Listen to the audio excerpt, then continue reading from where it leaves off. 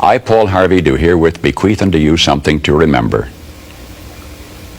You may not be able to quote one line from the Declaration of Independence at this moment. Henceforth, you'll always be able to quote at least one line. It's in the last paragraph where you will recall when I remind you. It says, "We mutually pledge to each other our lives, our fortunes, and our sacred honor." In the Pennsylvania State House that's now called Independence Hall in Philadelphia, the best men from each of the colonies sat down together. This was a very fortunate hour in our nation's history, one of those rare occasions in the lives of men when we had greatness to spare. These were men of means, well-educated. 24 were lawyers and jurists. 9 were farmers, owners of large plantations. On June 11, a committee sat down to draw up a Declaration of Independence. We were going to tell the British fatherland, no more rule by redcoats. Below the dam of ruthless foreign rule, the stream of freedom was running shallow and muddy, and we were going to light a fuse to dynamite that dam. This pact, as Burke later put it, was a partnership between the living and the dead and the yet unborn. There was no bigotry, there was no demagoguery in this group. All had shared hardships. Jefferson finished a draft of the document in 17 days. Congress adopted it in July, and so much is familiar history. But now, King George III had denounced all rebels in America as traitors. Punishment for treason was hanging. The names now so familiar to you from the several signatures on that Declaration of Independence, the names were kept secret for 6 months, for each knew the full meaning of that magnificent last paragraph in which his signature pledged his life, his fortune, and his sacred honor.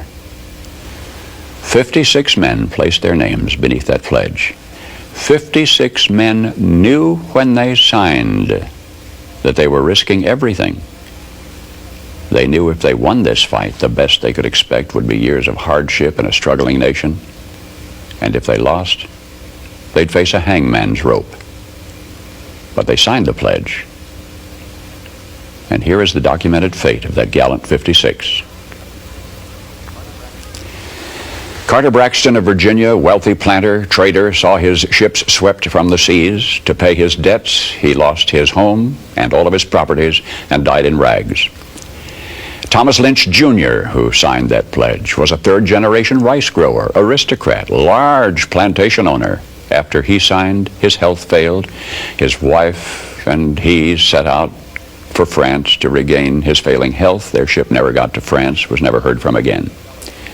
Thomas McKean of Delaware was so harassed by the enemy that he was forced to move his family 5 times in 5 months. He served in Congress without pay, his family in poverty and in hiding. Vandals looted the properties of Ellery and Clymer and Hall and Gwinnett and Walton and Hayward and Rutledge and Middleton. Thomas Nelson Jr. of Virginia raised $2 million on his own signature to provision our allies, the French fleet.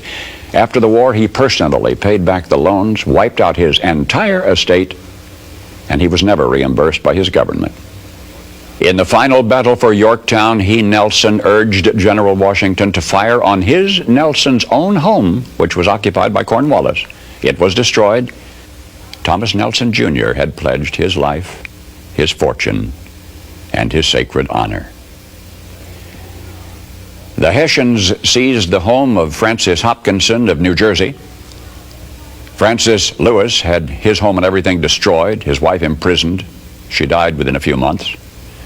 Richard Stockton, who signed that declaration, was captured, mistreated, his health broken to the extent that he died at 51. His estate was pillaged. Thomas Hayward Jr. was captured when Charleston fell. John Hart was driven from his wife's bedside while she was dying.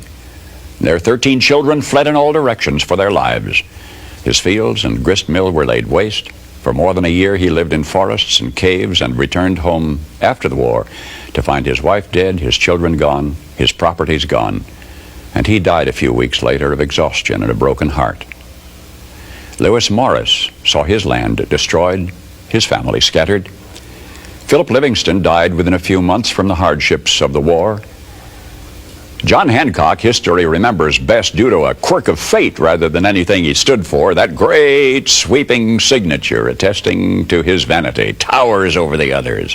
One of the wealthiest men in New England. And yet he stood outside Boston one terrible night of the war. And he said, "Burn Boston, though it makes John Hancock a beggar, if the public good requires it." So he too lived up to the pledge. Of the 56, few were long to survive. 5 were captured by the British and tortured before they died.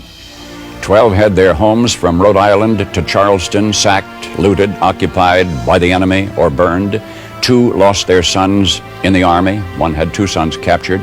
9 of the 56 died in the war from its hardships or from its more merciful bullets. I don't know what impression you had of the men who met that summer in Philadelphia. But I think it's important that we remember this about them. They were not poor men.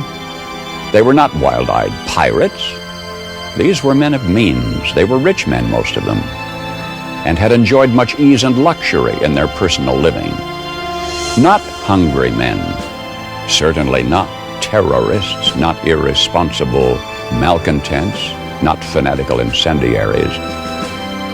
These men were prosperous men, wealthy landowners. They were substantially secure in their prosperity. They had everything to lose. But they considered liberty, and this is as much as I shall say of it. They had learned that liberty is so much more important than security, that they pledged their lives, their fortunes, and their sacred honor. And they fulfilled their pledge. They paid the price, and freedom was born.